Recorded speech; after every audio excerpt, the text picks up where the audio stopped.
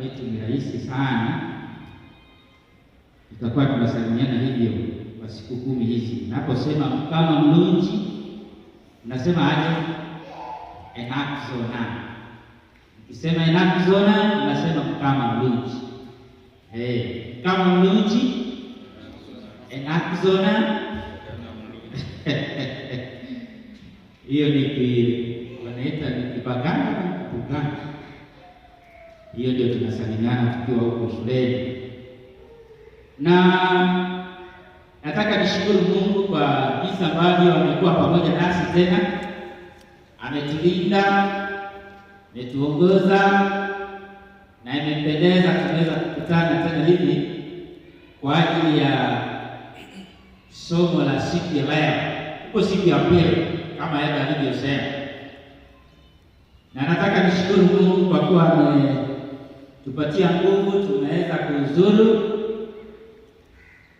wakati ambao leo tumefika kwa Baishova. Wow, thank you. Galau kuna watatu wameweza kufika. Tulitembea kwa Boma 7 leo. Tembea kwa Boma 7 kwa saa 9 tukawa tuna saa 9 kasoro tukawa tunamalizia huko mlimani. Basi bila kupoteza muda, nataka niseme maneno mawili hapa ya kwamba nitahitaji box la ndio hili. Hili ni la title of kama kungepatikana box la prayer request tuweke mahali ili wale ambao wako na prayer request zao waweke pale, kwa tunaziombea na daily basis mpaka siku ile ya mwisho. Na tunaamini ya kwamba Mungu ataweza kutenda yaliyo makuu. Na pia tumesema kwamba leo tutaweza kujigawa kwa makundi. Tutaangalia by the end of it kama tutakuwa namba imeongezeka, angalau tutaweza kuwa na makundi ama vikundi vya watu 6. So aidha utasaidia hiyo, and then tukishajigawa jana bila ambavyo vikundi hivyo vitaweza kufanya ndani ya siku hizi kuu. Wacha niweze kuwakaribisha katika fundisho la leo. Lakini kabla tuingie katika fundisho la leo, jana tukaweza kuwa na fundisho zuri tulipokuwa tunaanza, na kichwa cha jana tulikuwa tunasema nini? Ya kwamba no Jesus was our leading savior, ama mjue Yesu kama mwokozi wetu aliye hai. Mjue Yesu kama mwokozi wetu aliye nini? Aliye hai. Na kisa ambacho kiliweza kutufurahisha sana, wanafunzi wawili ambao walikuwa wanaelekea Emmaus kutoka Yerusalemu, wakati wakirudi baada ya muda wa Pasaka kuisha, wanarudi nyumbani wanahuzunika kwa yale ambayo yalikuwa yameweza kutendeka katika mji wa Yerusalemu. Wanaenda wakiongea, wanasema mtu huyu tulidhani ya kwamba ndiye ataweza kutukomboa kutokana na mikono ya Warumi, lakini cha kushangaza ni ya kwamba wakuu waliweza kumuua, na leo ni siku ya 3 tangu mambo haya yaweze kufanyika. Na so wanaenda nyumbani wakiongea maneno haya. Wanapoendelea wanapata mtu watatu anajiunga pamoja nao, na wauliza ni mambo gani haya ambayo unaongea? Wanashangaa wanafunzi hao wa Yesu. Si baadhi ya wale 12, lakini pia nao walikuwa miongoni mwa wanafunzi wa Yesu.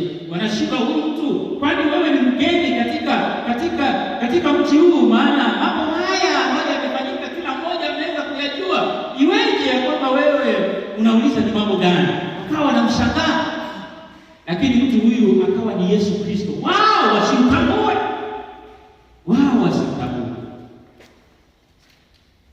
Na ndipo sasa tukaongea sana jana. Tukasema ya kwamba kuna hatari wapendwa, ya kwamba tunaweza kuwa lakini tunaitwa Wakristo jina, lakini lifestyle zetu zikawa zinasema mambo mengine tofauti. Haziashirii ya kwamba tunaye Yesu aliye hai ndani yetu, anayefanya nini? Anayetuongoza katika safari hii. Hayo ndio ambayo tuliweza kuwa nayo jana, na tukasema ya kwamba tujiangalie katika maishani mwetu mwaka uliopita, mwaka jana. Of course kuna uwezekano ya kwamba tuliweka goals zetu, si mambo ya dunia kule, lakini katika safari hii ya imani ya kwamba labda ulipanga ukasema, Mungu aniwezeshe nikaweze kutembea safari hii nikimtegemea na kutumaini Kristo, lakini huenda kwa njia moja ama nyingine wewe mwenyewe ndio unajua jinsi ambavyo ulitembea. Tukasema mwaka huu katika kutembea kwetu katika safari hii ya imani, tuone ya kwamba angalau tunaweka mikakati, tunapanga ya kwamba kukaweze kuweka na mabadiliko napotembea katika mwaka huu, mwaka mpya. Nikamtambue Kristo kwamba ni Yesu aliye hai, na anapokuwa hai ndani yangu, basi even my lifestyle will change. Hata katika kile ninavyoishi, ninavyofanya, kweli watu watatambua kwamba yule dada, yule ndugu ni Kristo, maana anayoyafanya ni yale ya Kristo, Leo tunaenda kuangalia mada inayosema fungamana pamoja na vipaumbele vya ufalme. Fungamana pamoja na vipao mbele vya ufalme. Mzungu yeye akasema maneno haya, they to align with kingdom priorities. Align with kingdom priorities. Shall we pray? Mtakatifu Baba wetu, katika jina la mwanao Yesu Kristo, tunakushukuru kwa sababu umetukubali tena tuwepo ndani ya jengo hili linaloitwa kwa jina lako kwa ajili ya neno lako.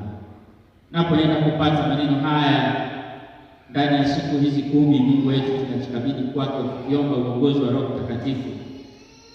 Nitumie jinsi upendavyo na uniguse kinywa changu na kala moto, nisinene yaliyo yangu bali yaliyo yako, na neno hili likaweze kupata nafasi ndani ya mioyo yetu tunapotembea katika safari hii ya imani ndani ya mwaka huu, kwa kuwa tumeomba na kwa Kristo Yesu aliye Bwana na Mwokozi wetu. Amen. Align with kingdom priorities. Fungamana pamoja na vipaumbele vya ufalme. Naweza kusomea aya ambazo zitaweza kutuongoza katika somo hili. Matendo ya Mitume sura ya 1 aya ya 6 hadi 8.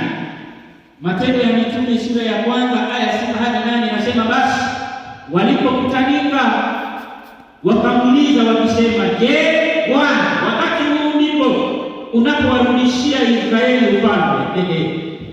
Sometimes nashangaa na wanafunzi wa Kristo. Jana tuliangalia jinsi ambavyo matazamio yao yalikuwa wakati ule, ya kwamba walitazamia kwamba waweze kupata nini? Ufalme kutoka kwa taifa la nani? Rumi. Alafu Yesu ameishi na wao, ametembea na wao mpaka amefanya nini? Amekufa. Anapokufa wana lose hope. Unapata wengine wanarudi katika nini? Katika biashara zao, wanarudi katika uvuvi wengine. Sasa siku ya 3 imefika, Kristo amefufuka na anakutana na wao hao wanafunzi. Na jambo la kwanza wanalomuuliza, wanamwambia yes, now is the time. Anasema, basi Bwana, wakati huu ndipo unapowarudishia Israeli ufalme. Yaani bado wako katika kufukara yao. Hawa ni wanafunzi wa Yesu ambao wametembea na Yesu miaka 3 na nusu. Wameona jinsi amefanya makuu ambayo ameyafanya. Wanafunzi wa Yesu, lakini akili zao haziko pale.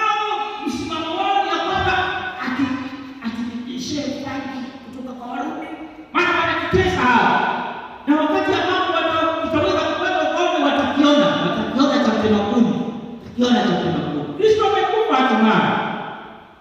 Kila anapofufuka, wanapokutanika wanamuuliza, je, Bwana, wakati ndipo unapowarudishia Israeli ufalme? Akamwambia, si kazi yenu kujua nyakati wala majira Baba aliyoyaweka katika mamlaka yake milele, lakini mtapokea nguvu akiisha kuajilia juu yenu Roho Mtakatifu, nanyi mtakuwa mashahidi wangu katika Yerusalemu na katika Uyahudi wote na Samaria na hata mwisho wa nchi.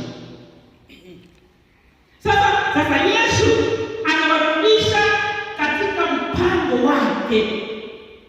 Wao bado mafikara yao wanasema, now is the time unaenda kuturudishia ufalme, unaenda kurejesha ufalme. Anaambia, si kazi yenu kujua, lakini kazi yenu ninyi kama wanafunzi wangu ni kuitangaza Injili. Bwana asifiwe.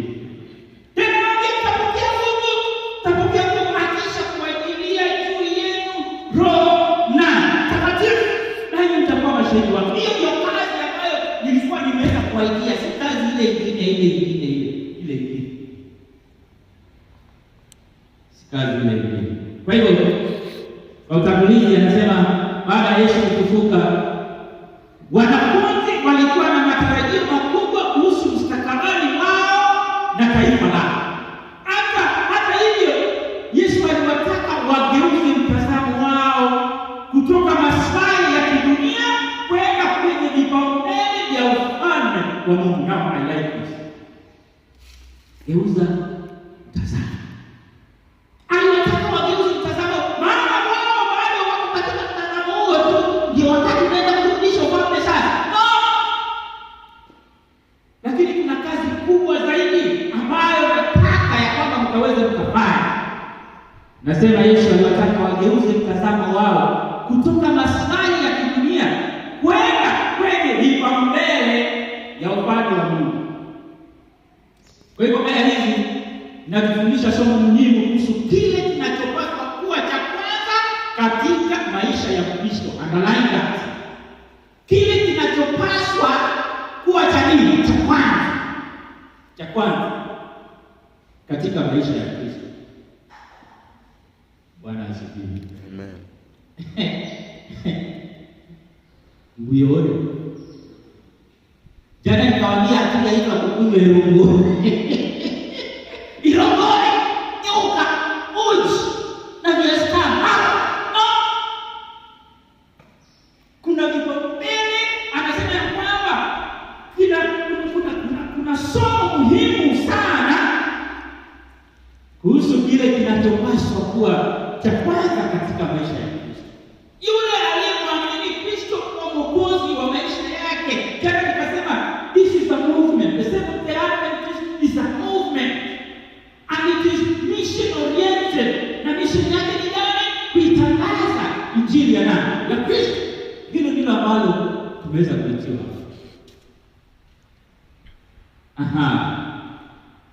Katika Matendo 1:6 Biblia imesema ya kwamba basi walipokutana wakamuuliza wakasema, je, Bwana, wakati huu ndipo unapowarudishia Israeli ufalme? Wanafunzi walikuwa wakipiga ufalme wa kisiasa na wa kitaifa.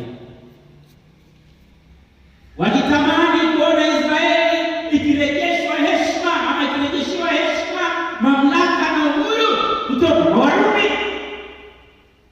Kwa hivyo kipaumbele chao kilikuwa nguvu, mamlaka na wakati wa utawala wa kidunia. Haya ndio yalikuwa mawazo hawa wanafunzi wa Yesu. Sasa nikuulize wewe, kipaumbele chako ni gani? Usinijibu. Ujiulize, hata nami nijiulize. Kwani mwaka huu Mungu ameniwezesha nimeweza kuliona mwaka huu. Je, nimepanga aje mwaka huu? Je, kipaumbele changu ni gani? Ni kwa ajili ya Kristo ama ni kwa ajili ya siasa za dunia hii? I have a friend of mine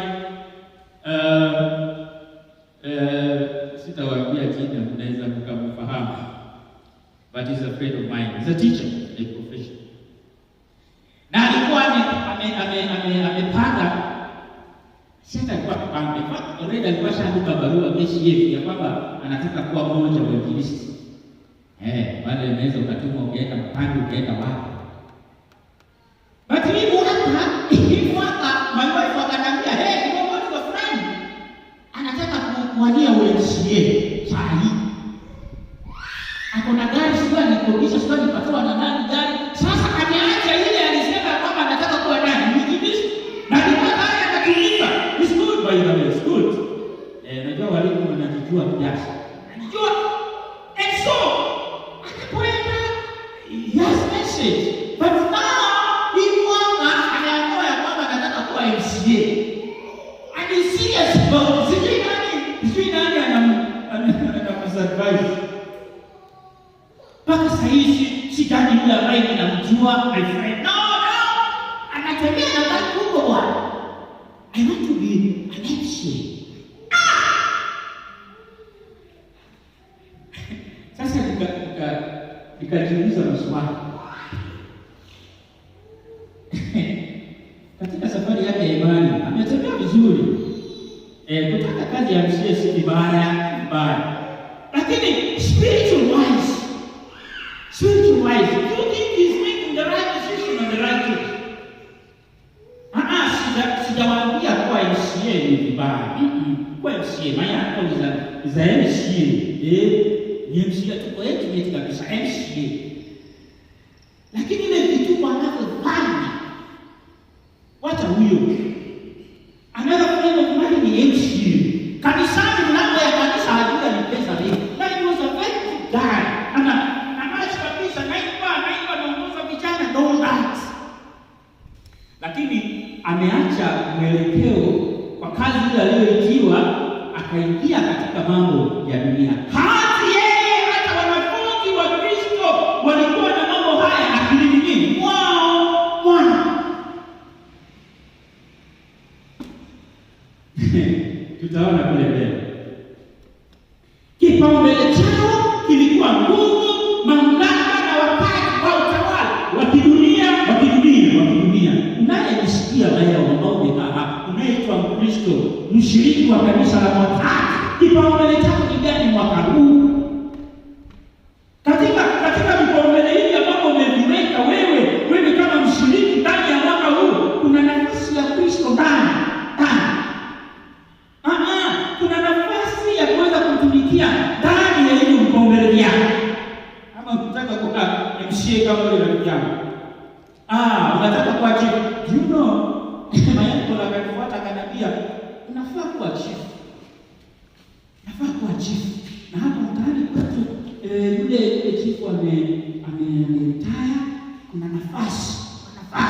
I can do something kwa chief. Akiniangalia anaona chief. Na mimi nikamsikiza chief.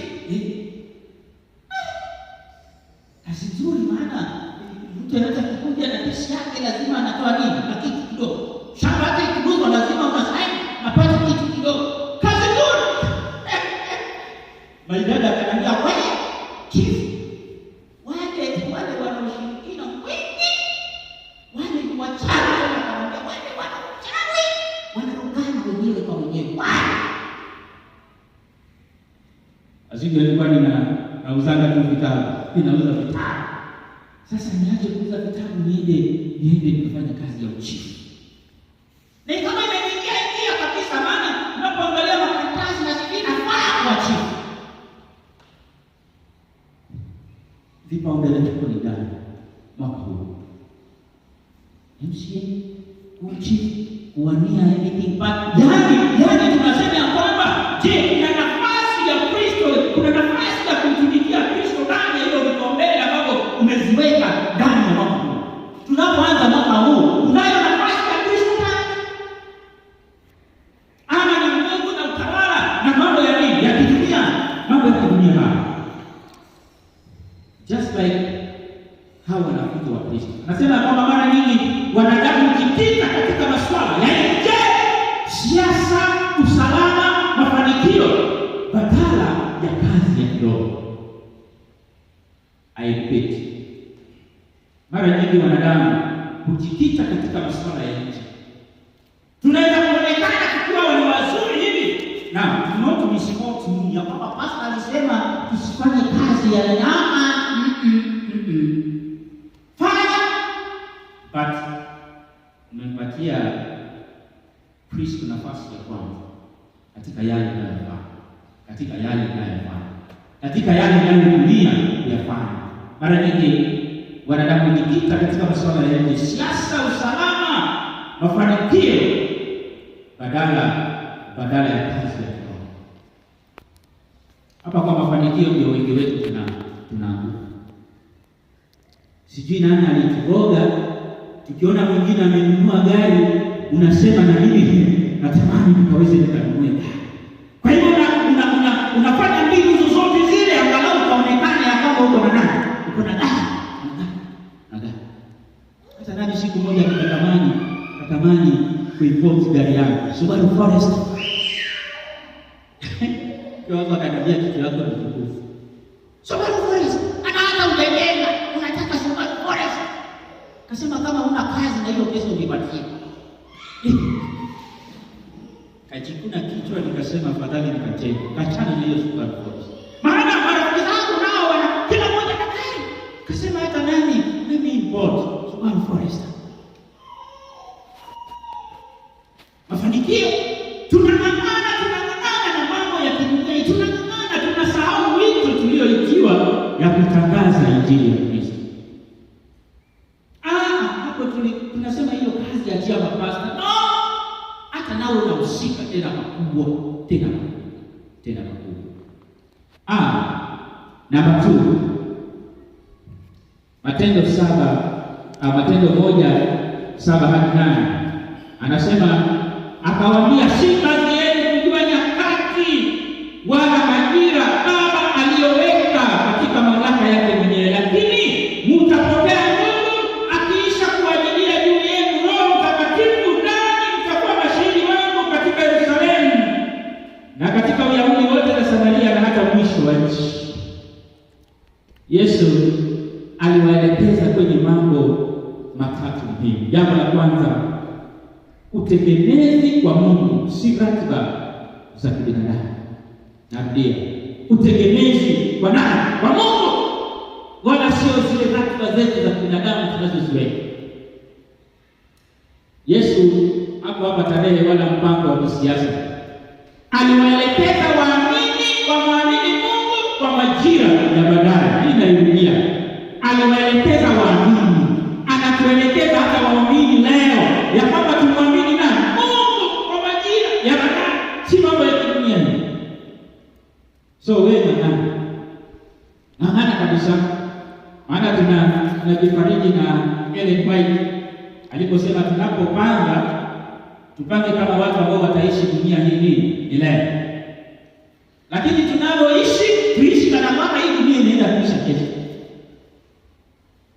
Kwa hiyo nao tumeacha ile hali ya kuishi, tumeingia katika hali ya kupanga. Tumeconcentrate na kupanga kabisa mwaka huu, mwaka ujao, baada ya miaka 5 unajipatia mpaka timeline. In 10 years time, I want to be somewhere. I want to be doing this. Nataka niwe nimefikia hapa. Lakini katika maisha tunazoishi, hatuishi kana kwamba kesho ndio mwisho wetu.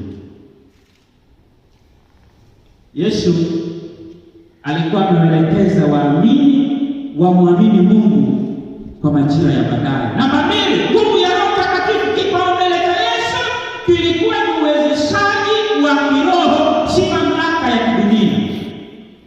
Na bila Roho Mtakatifu kazi ya ufalme haiwezi kufanikiwa. Hapa ndipo niko na shida nani. My word is maybe sisi kama washiriki hatujaongozwa na Roho Mtakatifu wa nani? Wa Mungu. Maybe sisi kama washiriki tunaongozwa na uzoefu wetu wa kufanya mambo. Yeah, of course, nimekuwa elder kwa miaka 30. Nimekuwa elder kwa miaka 20. Utaniambia nini wewe? Nina uzoefu wa hii kazi. Badala Roho Mtakatifu wa Mungu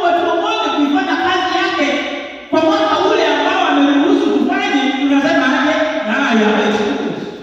Of course you have experience, but katika experience hilo tunaongozwa na Roho Mtakatifu wa Mungu.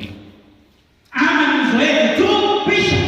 Na ndipo sasa ukajifanyia mambo yako watu wakashangaa kama na huyu si yenda jamii, na huyu si kiongozi nao. I'm not saying here like that. Natumia kama mfano ili kila mmoja akajiangalia, hata nami nikajiangalia. Je, ninaongozwa na uzoefu nilio nao? Maana wengine tuna ile hali ya kusema nilibatizwa mwaka wa 1888 mpaka sasa hivi bado mimi mshiriki nimesimama. Au mshiriki jina au mshiriki ambaye unaenda sawa sawa na mtaka na Mungu. Anasema bila Roho Mtakatifu kazi ya ufalme haiwezi kufanikiwa. Inawaza anatuambia katika kila jambo tunalolifanya, katika mipango yote ambayo tumeifanya, especially ndani ya mwaka huu mwaka unaanza, mipango ile ambayo tumepanga tumhusishe Roho Mtakatifu nani? Atuongoze. Tunapofanya hivyo ndipo tutaweza kupata ufanisi katika jina la Yesu. Bwana asifiwe. Poleni kama tunakanyagana jamii. Niruhusu niishi siku 10 tu, alafu nitarudi Mombasa.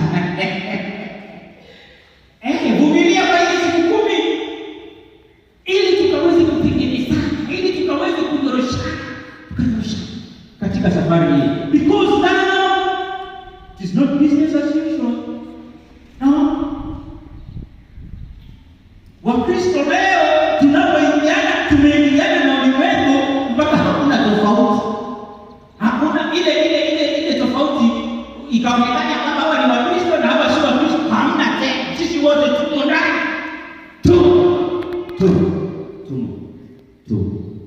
Hatari kubwa. Namba 3, ushuhuda wa Injili. Wito wao ulikuwa kuwa mashahidi wa Kristo kuanzia Yerusalemu nyumbani hadi mwisho wa dunia. Bwana asifiwe. Wito wao ulikuwa kuwa mashahidi wa Kristo. Wito wetu wapendwa kwa leo ni ya kwamba sisi tukaweze kuwa mashahidi wa nani? Wa Kristo. Kukaa kwetu hapa ni ya kwamba tukaweze kuwa mashahidi wa nani? Wa Kristo. Hata mtu anapokujia akakuuliza, mbona unapata tofauti watu wakienda Jumamosi, wakienda Jumapili, wakienda Jumatatu, kama kuna wale wanaenda Jumatatu, wakienda Ijumaa, wale wana Sabato, wale wana Saturday, wewe unaenda kanisa Saturday. Kwa nini? Nakuuliza swali hilo ukaweze kufanya nini? Kulifanya.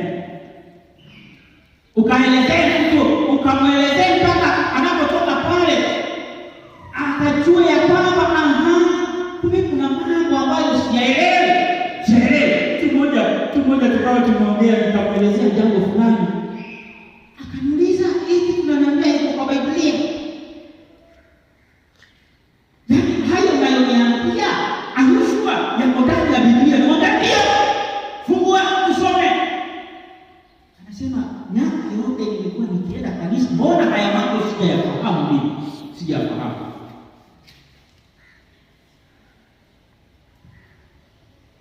Wito wao ulikuwa kuwa mashahidi wa Kristo kuanzia nyumbani Yerusalemu hadi mwisho wa dunia. Ufalme wa Mungu unaeneza kwa ushuhuda, si siasa. Ufalme wa Mungu unaeneza kwa ushuhuda. Shuhuda kwa nini?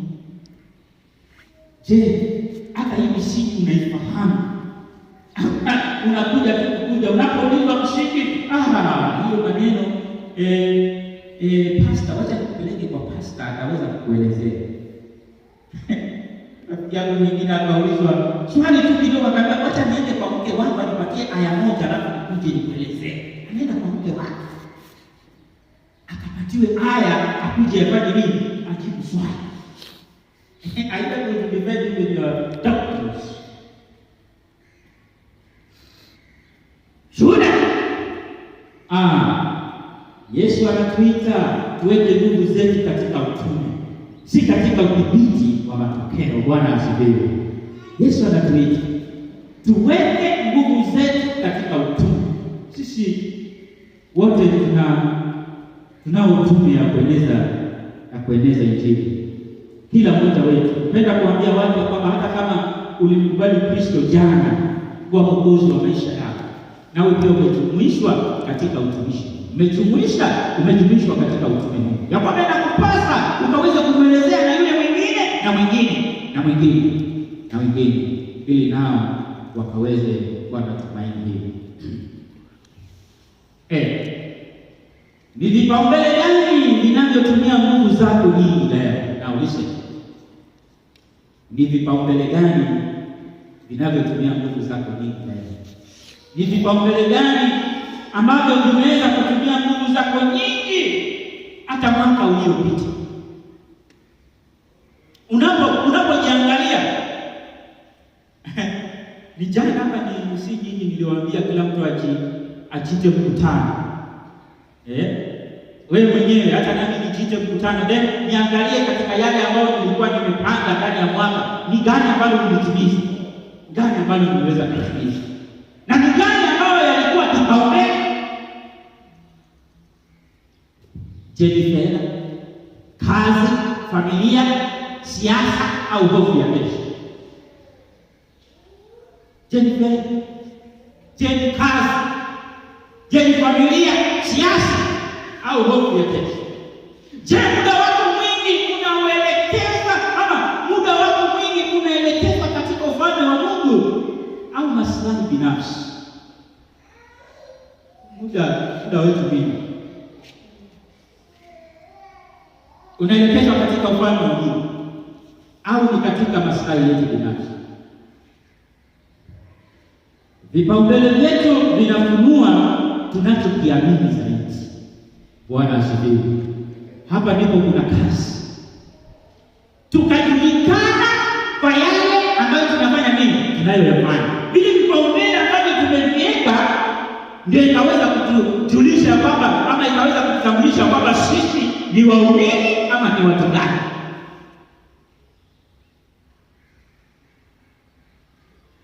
Kiwa kumbe umeweza kuelezwa ama umeweza kuamini imani hii, lakini kumbe kuna maslahi ambayo unafanya nini?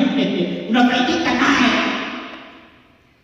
Wakati ambapo kuna kuanga na uchaguzi, sasa wewe unapiga kampeni kabisa. Maana unajua ni nini ambacho unafanya nini? Unafaidika. Na hayo ndio ambayo yamekuweka mbele ama ndio yamekuweka kuweko ndani ya kanisa hili. Si mambo mengine. Unajua ya kwamba hapa ni kwa control wa treasury. Hapa kuna mambo itaenda. Unajua mwenyewe vile unavyokaa. Unapokuwa kiongozi hapo unajua sasa, na wakati ambapo sasa utakosa hiyo position unasema kaeni na kanisa lenu. Sasa limekuwa kanisa letu. Na leo ndio kwa sababu ya maslahi yetu wenyewe, kwa sababu ya ubinafsi wetu wenyewe. Siku moja mama ya Yakobo na Yohana akamwendea Yesu, akawa na ombi moja ya kwamba mtoto wake mmoja aweze kuwa mkono wa kuume na mwingine aweze kuwa mkono wa nini? Wa kushoto. Wanafunzi wa Yesu Yakobo na Yohana waliomba kukaa kulia na kushoto kwa Yesu katika utukufu wake. Wanafunzi nao wanauliza kuhusu kurejeshwa kwa ufalme wa Israeli, tamaa ya nafasi, mamlaka na utukufu. Haya yanatokea kwa wanafunzi wa Kristo Yakobo na Yohana. Mama yao anajua ya kwamba wakati ambapo ufalme utaweza kurejeshwa, basi hawa wataweza kupata position zile za kwanza, Yakobo na nani? Na Yohana. Tamaa ya nafasi, mamlaka na utukufu. Walikuwa wakifikiria, wanafunzi wanauliza tutapata nini? Badala ya tutatumikaje? Tutapata nini? Anaelewa ile kuzidi pita, nimealiuliza tumeacha vyote tukakufuata, tutapata nini? Tutapata nini? Kwa mafikira yao walifikiria sasa wakati ambapo tumeacha kazi ile, labda Tuna positions zingine ambazo zinaweza kuwekwa kwa ajili yetu. Sasa nawaambia kwamba tunaweza kulini family. Haikuingia katika kanisa. Na wende ikawa hata nasi tunajiuliza. Anasema kwamba hata wafuasi wa karibu wa Yesu walipambana na tamaa ya ubora na heshima. Hii ni changamoto ya kawaida kwa waumini wote. Sikia vile anasema. Ati hii ni changamoto ya nini? Ya kawaida. Na sisi vile hata nasi pia tunapitia hivi. Kwa njia moja ama nyingine tunapitia changamoto hii. Jinsi wanafunzi wa Kristo walivyopitia. Ile sehemu ambayo nimepelekwa juzi kule ni sehemu inakaa Wachondo, Mijikenda. Hiyo ni one of the Mijikenda tribes. And katika visitation zangu nikapatana na mzee mmoja, tukasimulia vizuri, tukaongea. Baadaye nikuuliza, nikikuja huko kanisani kwenu nitapata nini? And it was very sincere about it. Nikikuja huko kanisani kwenu, tena nenda huko kanisani kwenu nitapata nini? Nikamjibu. Na nilivyomjibu nikaona kana kwamba anajuta kwa nini ameuliza swali hili. Kabisa. Maana nikamwambia, what if umekuja alafu yale matarajio yako haukuyapata, itakuwa aje? Utabaki ndani ya kanisa utaenda? Kaanza kujikuna mzee wa watu. Kujikuna kichwa. Kaanza story nyingi, akahepa. Mwisho nikamwambia, hatuna cha kupatia isipokuwa ya kwamba ni muamini Kristo upate uzima wa nini? Wa milele. Pia lakini kama unakuja na matarajio mengine mbali na haya, usije mzee, kaa. Sema pastor, samahani. Alisema hivyo kabisa, samahani pastor. Huyo alikuwa ni mzee. Wewe ambaye umekaa unaniangalia hivi, anauliza ya kwamba hii ni changamoto ya kawaida kwa waumini wote. Hata wewe ambaye umekaa, hata mimi labda ninayoongea. Wakati nikiwa kule KP, nikawa nimepata transfer ya kwenda Nairobi. And then ikiwa Nairobi ndio nikamwambia mke wangu, kakuja siku kamwambia, unajua nini? Nataka kuacha kazi. Akasema, kwa nini? Unataka kuacha kazi ufanye nini? Nikamwambia nataka kuwa mwinjilisti wa vitabu. Akasema glory to God. Yaani niache kazi hii yote nikauze vitabu, alafu unasema glory to God. Na baadaye nilipokaa nikasema kweli glory to God. Maana hata hii pesa mingi ninayopata hivi Farao itaweza kwa mambo ya dunia hapa itanisaidia ndio, lakini katika ufalme wa Mungu hamna, kwa sababu najijua mwenyewe bila bado nilikuwa nakaa. Akisema aliposema glory to God, sikukaa sana, nikarudi. Thank God niliporudi tu hivi corona nayo ikaingia. So tukakaa tu nyumbani. Ile kidogo niliyokuja nayo tukaikula, corona inapoenda kisha pesa nayo nilimaliza kwa. Lakini nzuri kwa nimeweka kidogo ya kuanza nayo kununua mtaa. Hata niwe ile nyingine nilileta hapo. Ninapoendelea hivi Pastor Kaka anasema no. Wewe enda shule tu ndio sawa. Kasema naye huyu anasema aje, mimi nia yangu ilikuwa niuze vitabu, sikwenda kusomea uchungaji. Anasema just go. Nikajipata mbele. Sasa naitwa pastor. Niliyetoka kutoka hivi vitu gani ndio sitawaambia kama nilikuwa nafanya nini huko. Sasa nimeitwa pastor. Bwana asifiwe. Kipaumbele chako ni gani kwa Mungu? Je, unaamua kumfanyia Mungu kazi aje ndani ya mwaka huu?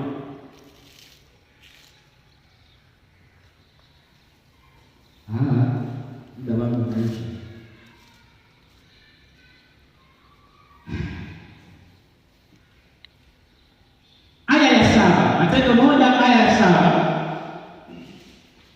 nini? Ya kwamba akamwambia, si kazi yenu kujua nyakati wala majira Baba aliyoweka katika mamlaka yake mwenyewe, si kazi yenu kujua. Inasema nini kwa familia yako kuhusu wasiwasi wa siku zijazo? Anasema si kazi yetu kujua nyakati na majira, yaani hata masaa ya kesho si yetu kujisumbua itakuwaje, ni kazi ya nani? Inaona wazi katika familia zetu, yaani tusijisumbue na yale mambo ya siku zijazo. Hivyo ndio namaanisha. Hayo tumwachie nani? Tumwachie Mungu. Tufanye pati yetu. Lakini yale ambayo ni ya siku zijazo tumwachie nani? Tumwachie Kristo. Anasema kwamba inasema nini kwa familia yako kuhusu wasiwasi wa siku zijazo? Si juu yenu kujua nyakati au majira. Kwa familia inakufundisha kuacha hofu ya kesho mikononi mwa nani? Mikononi mwa Mungu. I like this. Praise the Lord. Inakufundisha kuacha hofu ya kesho mikononi mwa Mungu. Ndani ya mwaka huu usijisumbue kesho itakuwa namna gani. Wewe kazi yako ni muamini Mungu na kila jambo liweke mikononi mwa nani? Mwa Mungu. Utajisumbukia hivi. Kanimaji niko shuleni Bukema, msichana wangu yuko form 4, anayemfuata kwa grade 8, wale wengine sio wameingia pekee 1 ama ni 2, tasielewi kama wameingia wapi, lakini wako huko chini. Na watu wameripoti shule, mpaka watu wengine wanamuuliza mke wangu, siri ni nini? Hebu tuambieni siri ni nini? Mzee anang'ang'ana Bukema. Na wewe uko na kiduka chako hapa hakifilisiki na hakiendelei, lakini uko tu. Na watoto wako shuleni wanasoma. What is the secret? Hata yeye anawaambia sijui. Mungu ndiye anayejua kesho yetu. Bwana asifiwe. Ndani ya mwaka huu si ujaribu huyu Kristo. Wacha kusumbuka. Wengine wanasumbuka nasema unajua nimetaka sana, unajua mpaka masaa ya Sabato yuko kazi, maana anang'ang'ana, alitaka sana. Sasa amepata kazi, anaona hata masaa ya Sabato lazima afanye nini? Fanye kazi. No.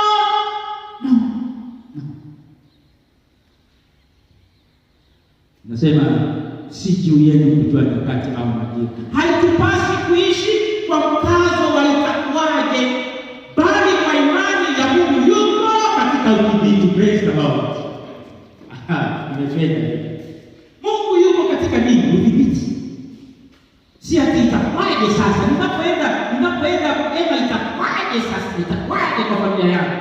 Ninapofanya hii kazi ya Mungu, nimeitwa niende wiki mbili za mashambulio, itakuwaje huku nyuma? Itakuwaje? Anasema Mungu yuko katika udhibiti. Kipaumbele chetu kiwe uaminifu leo, si wasiwasi wa kesho. Kumbe shida ni sisi kuchukua nini? Uaminifu. Uaminifu wetu